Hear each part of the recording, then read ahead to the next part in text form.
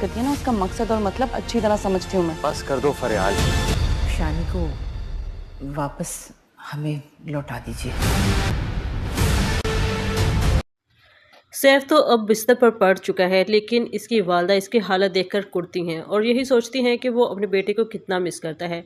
तो वो जब देखती हैं कि किरण दोबारा से माँ बनने वाली है, तो वो ये इरादा कर लेती हैं कि अब इन्हें इसके शौहर से बात करनी चाहिए। वो जो मशवरा सैफ को दिया था कि तुम उसके शौहर से बात करना, तो वो मौका देखते ही किरण का अता पता मालूम करती हैं और इसके शौहर मोइज़ के पास पहुंच जाती हैं और इससे बात करती हैं कि बेटा, तुम दोनों को अल्लाह ताला और औलाद दे देगा, लेकिन मेरे बेटे की शानी के सिवा कोई औलाद नहीं है। फरियाल को अल्लाह ताला ने औलाद से महरूम रखा है, तो तुम लोग हमारी मजबूरी समझो और शानी को हमें वापस लौटा दो।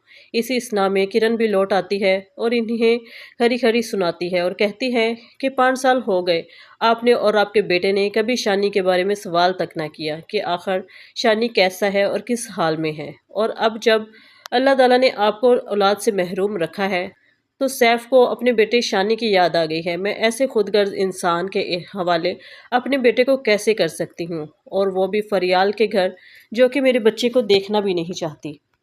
सैफ की वालदा किरण से वादा करती हैं कि वो शानी के साथ ऐसा कुछ भी नहीं होने देंगी। वो शानी को अपने हाथ का का छाला बनाकर रखेंगी, लेकिन किरण फिर भी राज़ी नहीं होती।